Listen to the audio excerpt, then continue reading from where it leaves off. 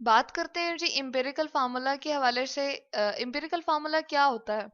किसी भी कंपाउंड को जब हम रिप्रेजेंट करते हैं, लिखते हैं, तो उसका जो सिंपलेस्ट फार्मूला होता है उसको जी हम एम्पिरिकल फार्मूला कहते हैं।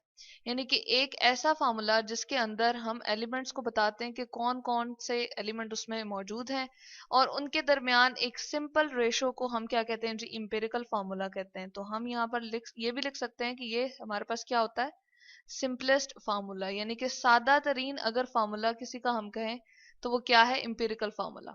ठीक है। अच्छा, जैसे हम यहाँ पर एग्जांपल ले लेते हैं जी बेंजीन की। बेंजीन एक ऑर्गेनिक कंपाउंड होता है, ठीक।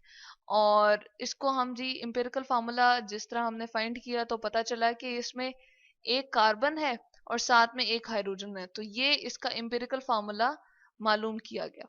अच्छा, अब ये मैंने लिख तो दिया है CH, लेकिन इसमें क्या है कि एक्चुअल हमारे पास नंबर ऑफ एटम की तादाद नहीं पता, यानी कि कार्बन कितने होंगे, 2 होंगे, 3 होंगे, 4 होंगे, 5 कितने, और हाइड्रोजन कितने होंगे, इसके बारे में भी हमें मालूम नहीं। तो एक्चुअल के जो हमारे एलिमेंट्स होते हैं या एटम्स उस कंपाउंड में इन्वॉल्व होते हैं वो हमें मालूम नहीं होते। तो यहाँ पर हम ये कहते हैं कि जो हमारे पास इंपिरिकल फार्मूला होगा वो सिर्फ और सिर्फ ये बताता है कि सिंपलेस्ट एक तो फॉर्म बताता है किसी भी हमारे पास कंपाउंड की, और दूसरी ये बताता है कि उनके दरमियान जो सिंपल रेशो है, यानी कि एलिमेंट्स या एटम जो है वो आपस में सिंपल किस रेशो के साथ हैं, किस निस्बत के साथ आपस में कंबाइन हुए हुए हैं।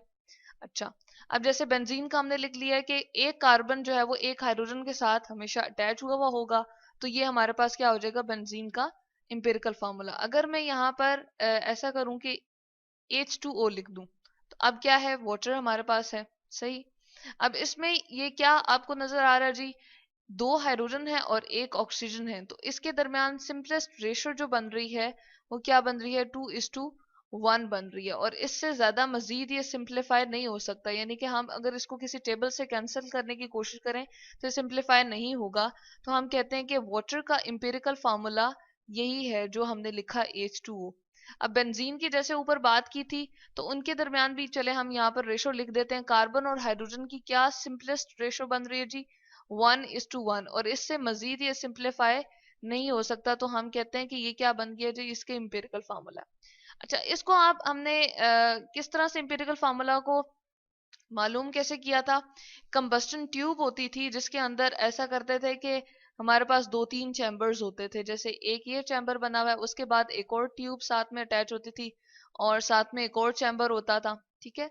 तो इसके अंदर ऐसा होता था कि हम किसी भी कंपाउंड को यहाँ पर डाल देते थे, शामिल कर देते, मतलब कि पुट ऑन कर देते थे, बीच में शामिल करते थे, और इन डिफरेंट चैम्बर्स से होता हुआ वो कंपाउंड जो है वो बर्न होता था। यहाँ से हम कह देते हैं कि हीट हम दे रहे हैं नीचे से, रेगुलरली इन सारे चैम्बर्स को हीट मिल रही होती, तो इसको कहते थे कंबस्टन ट्यूब।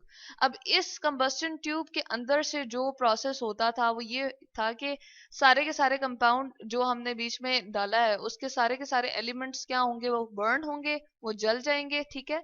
और इस कंबस्टन ट्यूब के बाद जो हमारे पास प्रोसेस हम करते थे, कैलकुलेशंस हम इस तरह से करते कि परसेंटेजेस निकालते थे हम, किसकी, ये परसेंटेज के लिए मैंने उसका सिंबल लिख दिया है मैथ्स के हिसाब से। और मैथ्स से फिर हम क्या निकालते थे, उनकी रेशोज ऑफ एलिमेंट्स निकाल लेते थे, या रेशोज ऑफ एटम्स निकाल लेते थे, यानी कि कितने एटम कितने दूसरे एटम्स के साथ इकट्ठे हुए हुए हैं। जैसे अगर बेंजीन का केस हम लेते थे तो उसमें कंबस्टन ट्यूब में यही पता चलेगा कि एक कार्बन जो है वो एक हाइड्रोजन के साथ जी कंबाइन हुआ है। जब ये सारा प्रोसेस हम करेंगे, अपने कंपाउंड को यहाँ पर बर्न करेंगे और फिर उसके बाद यहाँ पर जाएगा और बर्न होगा, और उसके ऊपर डिफरेंट रिएक्शंस हम करते थे, और इसके बाद जो है वो क्या मालूम करेंगे जी, परसेंटेज मैथ्स की पता चल जाती थी, और उसके बाद कुछ कैलकुलेशंस हम करते थे और रेशियोज ऑफ एटम निकाल लेते थे, और उसके बाद हमारे पास क्या आता था जी, इंपेरिकल फार्मूला। तो ये एक मेथड है जिससे हम इंपेरिकल फार्मूला को मालूम कर सकते हैं। और यहाँ से हमने देख लिया कि इंपेरिकल फार्मूला होता क्या है। एक तो हम कहते हैं कि सिंपलेस्ट फार्मूला है, और सिंपल रेशो होती है जी किसकी, ये एटम्स की सिंपलेस्ट रेशो हो तो उसको हम कहते हैं, ये हमारे पास इंपेरिकल फार्मूला।